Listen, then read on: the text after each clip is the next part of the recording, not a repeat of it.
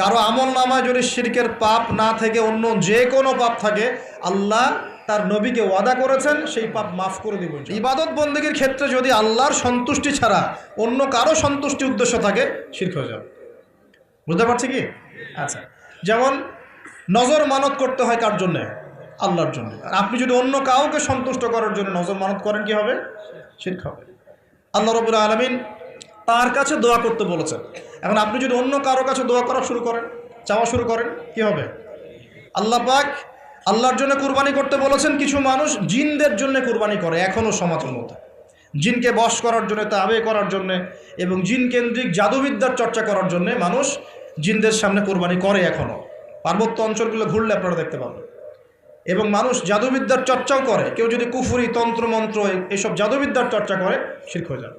এরকম প্রচুর কাজ আছে যেগুলো আমলগত শিরক, কাজগত শিরক।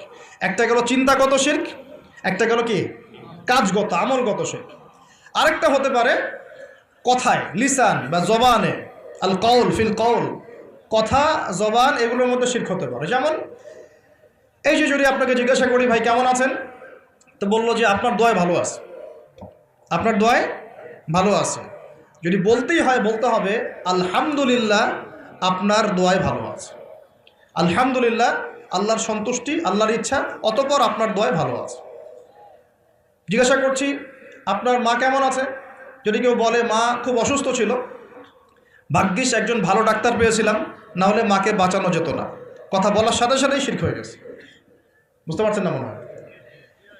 কেউ যদি বলে যে আগামীকাল বৃষ্টি হবে, আগামীকাল বৃষ্টি হবে, এখনও কিন্তু বৃষ্টির কোনো আলামত দেখা যাচ্ছে না, এমনি বললো যে আগামীকাল বৃষ্টি হবেই, বলার সাথে সাথে কি হবে?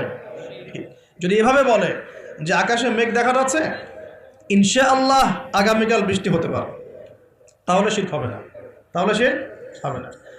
আপনি কি করবেন? ইনশাআল্লাহ আমি আগামীকাল এই কাজটা করব, আমি আগামীকাল এই অমুক কাজটা করব, এই কথাটা বললে শিরকের গন্ধ থাকবে। যদি বলেন ইনশাআল্লাহ আমি আগামীকাল এই কাজ করব, তাহলে ঠিক আছে।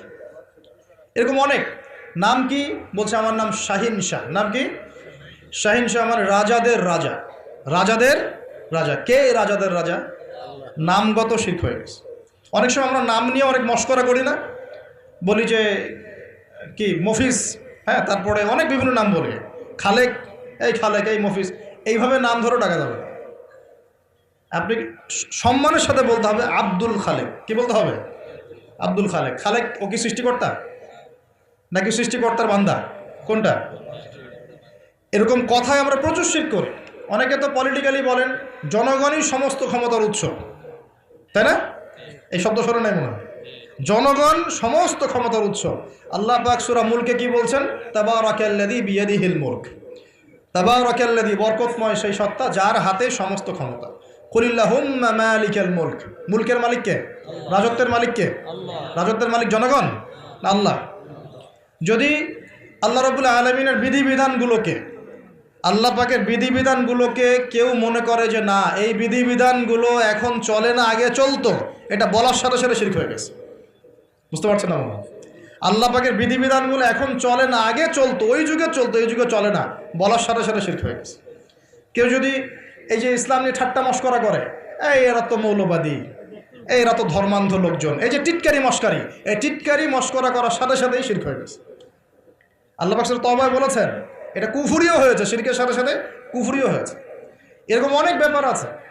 আমরা বলি যে আমরা যা বিধান দিচ্ছি এই বিধান আল্লাহর বিধানের চাইতে ভালো, এরকম কেউ মনে করলে বললেই শিরক হয়ে যাবে, শিরকের সাথে কুফরিও হয়ে যাবে, দুটোই হয়ে যাবে। যদি বলে না আল্লাহর বিধানের চেয়ে বেশি ভালো না, কিন্তু আল্লাহর বিধানের সমান, সমান বললেও শিরক হয়ে যাবে, কুফরি হয়ে যাবে। আমি কি বুঝাতে পারছি ভাই? মানে কথার মধ্যে প্রচুর শিরক করি আমরা, এখন প্রচুর শিরক করি। সবচেয়ে মারাত্মক এই হচ্ছে শিরকের পাপ। কারো আমল নামায় যদি শিরকের পাপ না থেকে অন্য যে কোনো পাপ থাকে, আল্লাহ তার নবীকে ওয়াদা করেছেন সেই পাপ মাফ করে দিব ইনশাআল্লাহ।